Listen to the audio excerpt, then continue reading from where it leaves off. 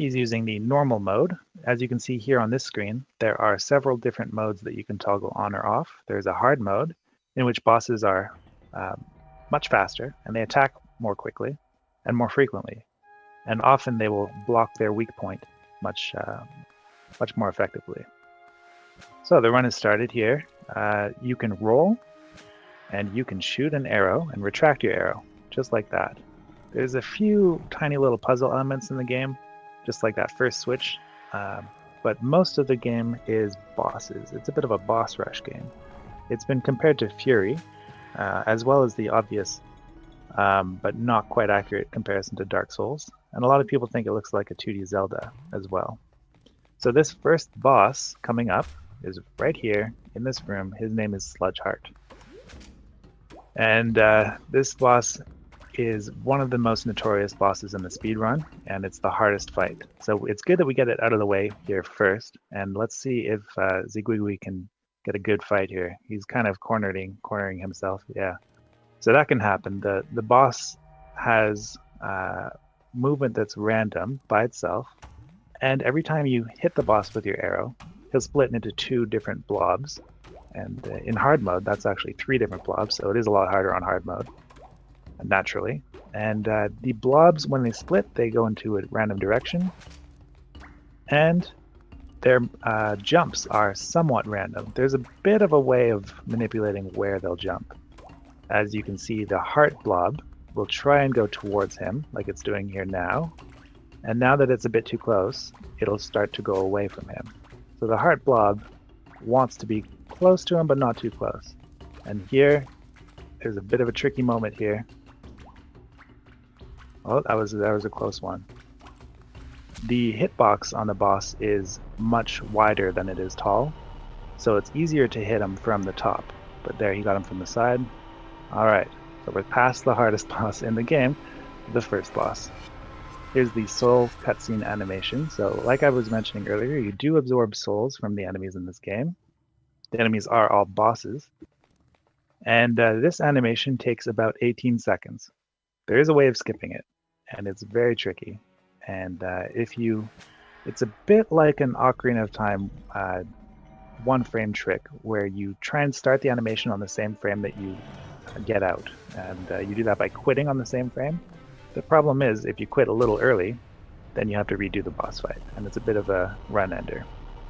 This boss is called Brain Freeze, and he's an ice cube with a brain inside.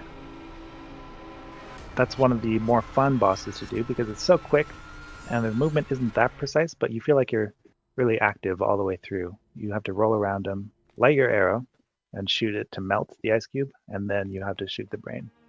As you've noticed so far, these bosses have a bit of an outer layer, but as soon as you expose their weak point, it's a one-shot, one-kill. And you'll see that coming up in this next boss. This boss is called IQ, because he's an eyeball that's a cube. Don't blink or you'll miss it. That's it, that's the boss.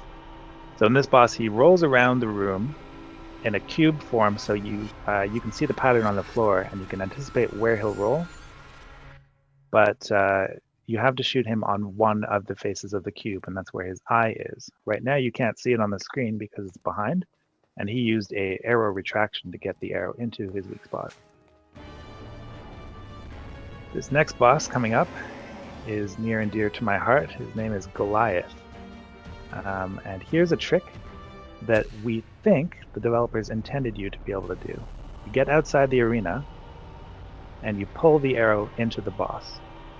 It's quite safe. It's hard to die outside the arena. It's definitely possible. It's hard to die by getting squished by the door coming down on you when you try and exit the arena. But that's possible too, and that happens to every runner at least once or twice.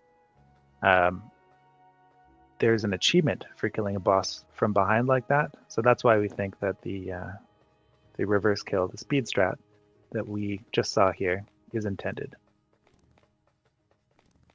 So that concludes the first area. It's a bit of a tutorial area. It shows you some of the basic mechanics of the game. It shows you 4 different bosses that are all kind of the same. They're all pieces of one boss. And so that one boss, Goliath, you saw he had a bit of a chunk of his head missing. That would be the brain.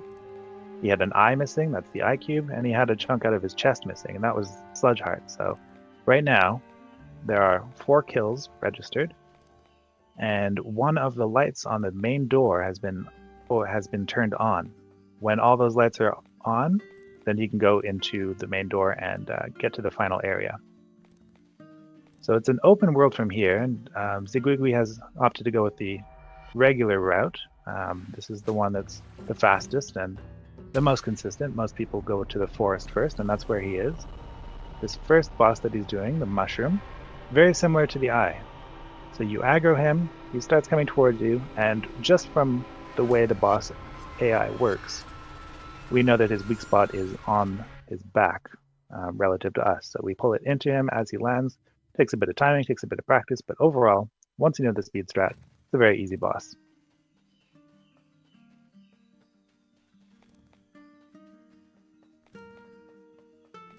The next boss coming up is a similar themed boss. We're in the forest here, so we've seen a mushroom. This one will be a plant. The forest, you might have noticed, looks a lot like the Lost Woods from Zelda, and I think that's definitely deliberate.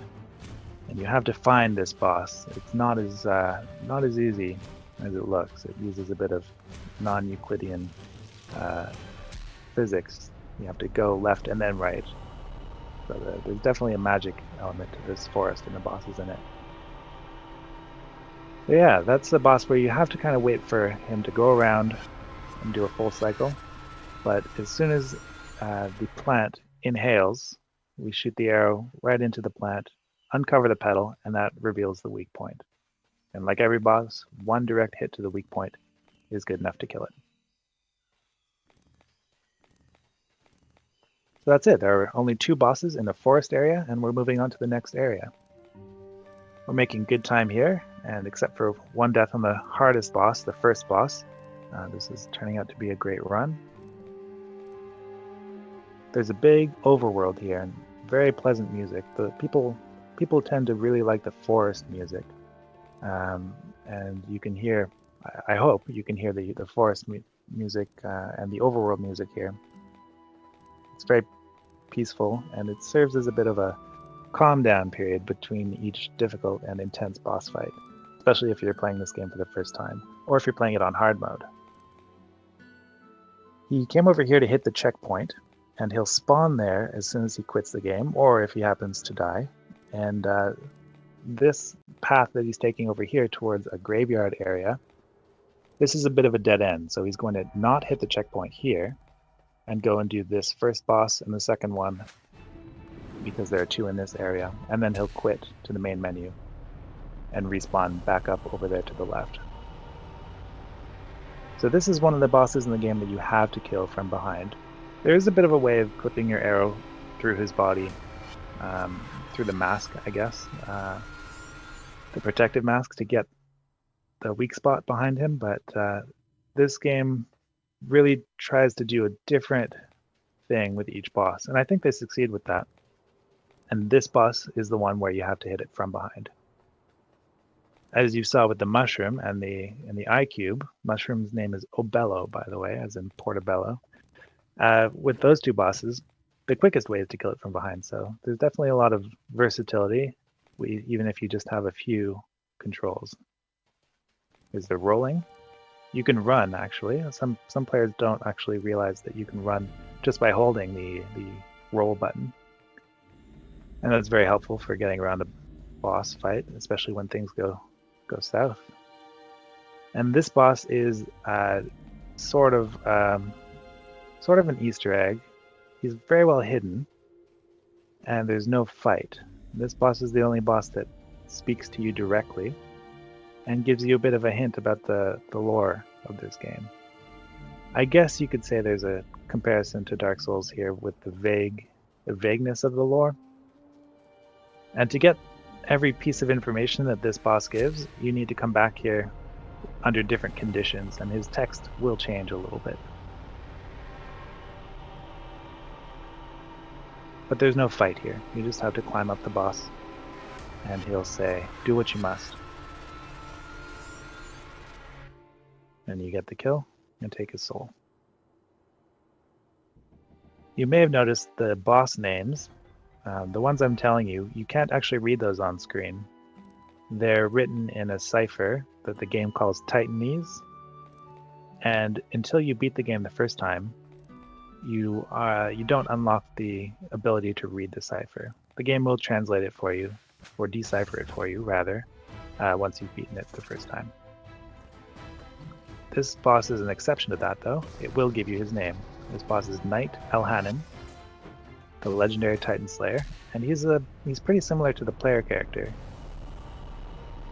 This strategy was discovered about a year ago, shortly before the GDQ run, and made it just in time to be in the GDQ run. It's pretty foolproof and a lot better than all the different unreliable strategies we had before. And recently, it was adapted to work in hard mode as well. Some modifications there, but hard mode and hard mode no roll. Otherwise, if you don't do that, that boss is one of the hardest ones in the speedrun and in the casual play. In every area, there's one boss that's a little more well hidden, and in this area, it's this guy. There's a switch behind that coin pile, and some people never see it. Some people play through the game and never get to see this boss. But he's pretty cool, and he's got excellent music, and I'll just let you watch for this one.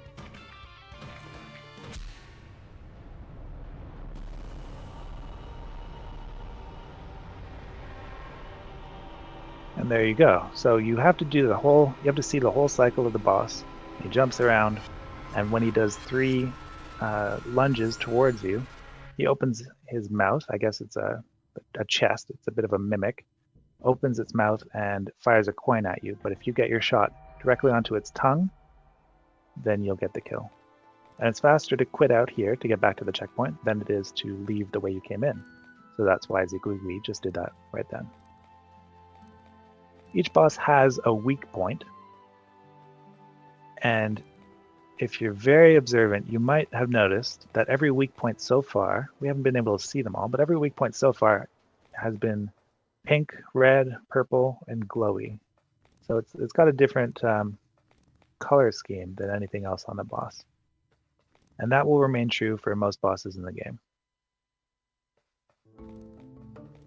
So after that overworld area, we go into this bit of it's an underworld area, lava flowing everywhere, and these 3 bosses can be very difficult. I'm not sure if he will elect to take a safety save here. No, we're going straight into this boss called Molcain. In this boss, you normally have to put your arrow in the boss's mouth and retract your arrow to bring the boss toward that explosive boulder. That can be very difficult. The easy way, and the fastest way, very conveniently, is to get the boss in position against the back wall, and as you saw, it fired its boulder.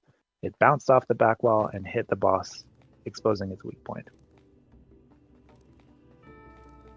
Now this next boss there's a few different ways of killing it, and we're going to hit the safety checkpoint here.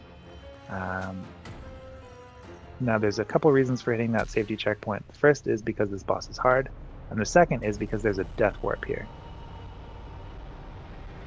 And he got it. So that's tricky, and it's fairly new. It's one of the more recent discoveries in the game. If you kill the boss at a certain time in the boss's cycle, he'll send out one final attack after you hit him. That final attack with the flail, if that goes near one of the craters, that crater will spew lava once you start the animation. So we use that to skip the animation. And here this boss, he did a bit of a swag strat, and I think he's stuck inside the boss, which is fine because we did hit that checkpoint. He bounced the arrow off the bottom, the boss rolled directly at him, and he released and got the kill. It's a bit of a harrowing boss fight if you aren't used to it. And here he's got a bit of a soft lock. You might have heard that machine gun rolling sound. And you might have noticed there are 2 deaths on his file. The first death was from Sludgeheart early on in the run, and the second one's one was from the animation skip we just got. So one of those is definitely intentional and saves at least 7 seconds, but maybe up to 10, depending on how well you do it.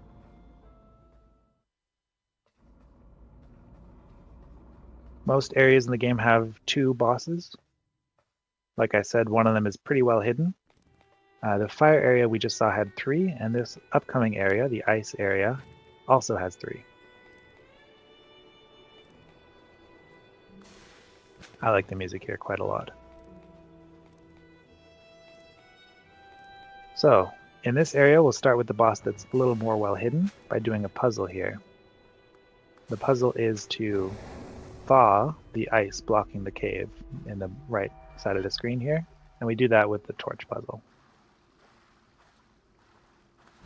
That was a very quick torches. That's good. And this boss is unique in that it's moving before you start the fight. I guess it's not unique because Sledgeheart does it as well, but oh, he tried for the very quick strat and did not get it. That's one of the harder strats to do in the game, and he should get it on this next cycle here. It might be tight, might be very close, yeah.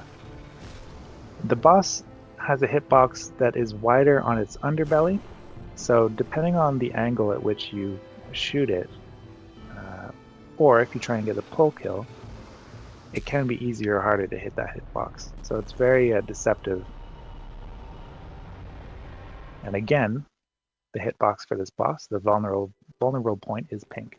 Now, he was able to kill the boss close enough to him that the boss didn't sink right away when the animation started. So he was able to go and touch the boss, which kills the character.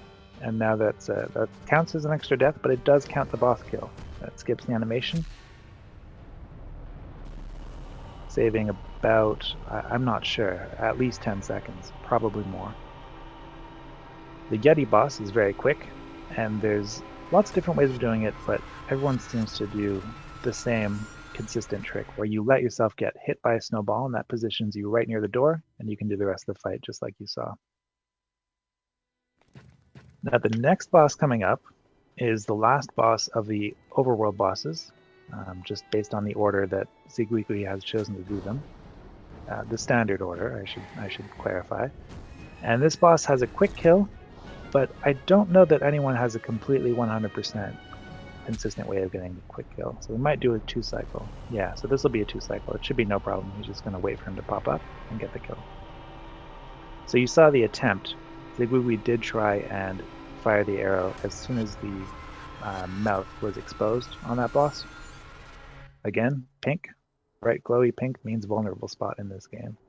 So he tried, but the ice path created by the laser did get in his way, which happens most of the time, at least when I do it. And I don't know anyone who's found a way of getting it 100% of the time. So that's it. That's all the bosses in the overworld. And we're going to the final area now. Conveniently, there's a bit of a circuit pattern to all the bosses.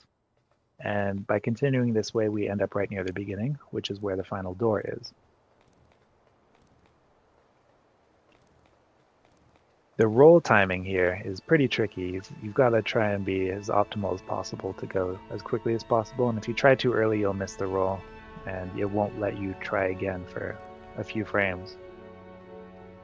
So overworld movement takes a lot of practice. Trying to cut corners, and if you do hit a wall, or if you try and roll upstairs, you'll bonk and have an unpleasant sound.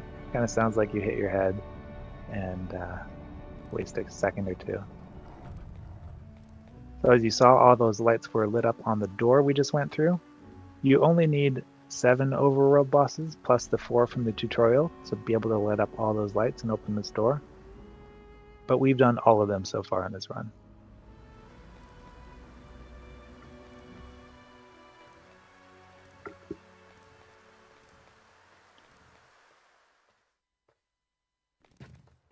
So in this final area, it's a bit of a tower area. We took a few elevators up to get here.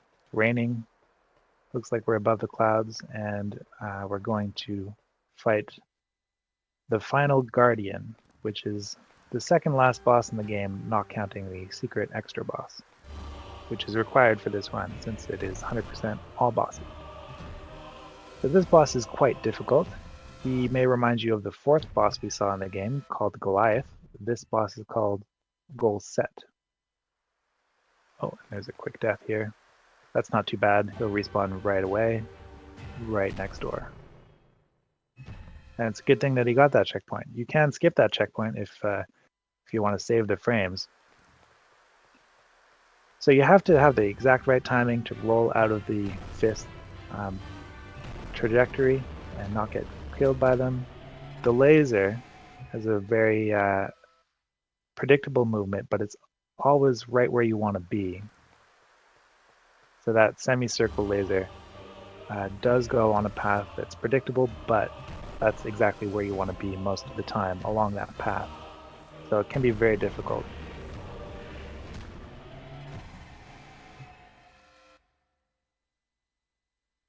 And there's a very tight window if he wants to try and get it as the fist is coming down on top of him. So this might take a couple more tries, but hopefully not too much longer. You'll see on the boss, his chest has a bit of an aperture, a pair of doors that open, and he needs to shoot the arrow in there, either before or during the laser that comes out of his chest. And it's a very tight timing window.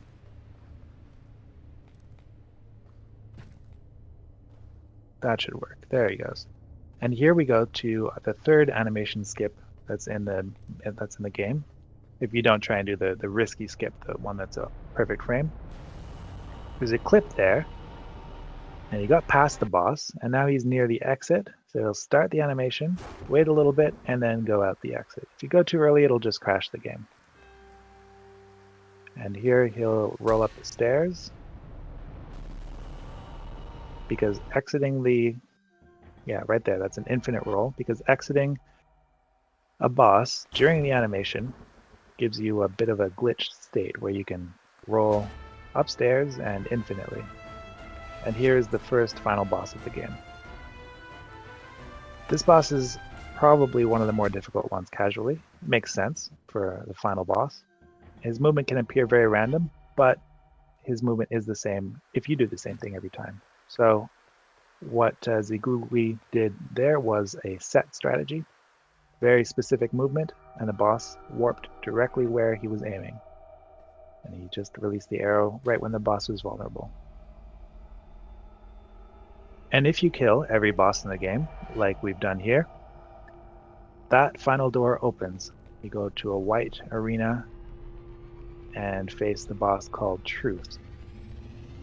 Now some bosses have different phases in that you have to peel back their layers of protection around their vulnerable spots. This boss has 3 different phases. So that first phase, you did a bit of a trick where you save a second or two. If you hug the top wall, that wheel clips into the wall and has an early bonk. Second phase is we just need to wait for the purple eye to appear and then shoot it. And the third phase is the final phase of the final boss in the game. If he misses a shot here, the game is very unforgiving, so he has to take his time with these shots, and then the eye will lower and fires, and that's it. That's time. By my count, that was 23:17, which is an excellent time, well under his estimate. And that's it for Titan Souls.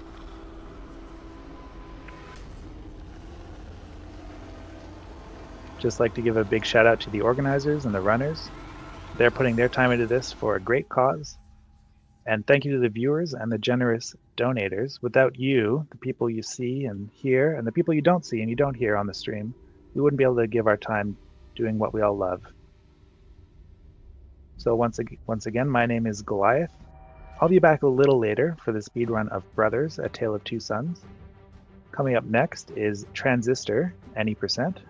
They'll probably just let the credits run here a little bit. The French restream is probably discussing the run, giving a bit of a debrief, and we'll do setup for the next stream in just a moment here.